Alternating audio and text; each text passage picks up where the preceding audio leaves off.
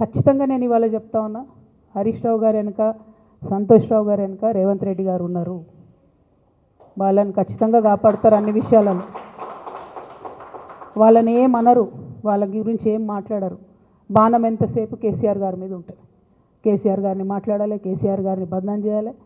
కానీ దగ్గరుండి ఈ అవినీతి అనకొండలు బీఆర్ఎస్ పార్టీని ఏదైతే డిస్టర్బ్ చేసిండ్రో వాళ్ళని మాత్రం ఏమనరు. ఈ ఇంటర్నల్ అండర్స్టాండింగ్ అనేది ఎక్స్పోజ్ కావాలి. రేపటి నుంచి నేను ఛాలెంజ్ చేసి చెప్తున్నా కదా, రేపటి నుంచి ఏం మాట్లాడతారు తెలుసా? ఈ మొత్తం బ్యాచ్లన్నిటికీ సోషల్ మీడియా బ్యాచ్లు ఉన్నాయి.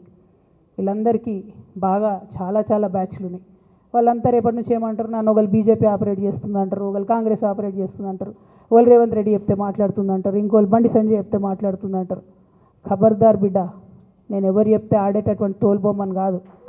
నాది నాది నాది నాది కేసీఆర్ బ్లడ్, నాది తెలంగాణ బ్లడ్. ఇండిపెండెంట్గా నేను అనుకున్న విషయాన్ని చెప్తున్నాను. దానికి పొలిటికల్గా ఇబ్బంది అయినా, కష్టమైనా, నష్టమైనా నేనే భరిస్తా.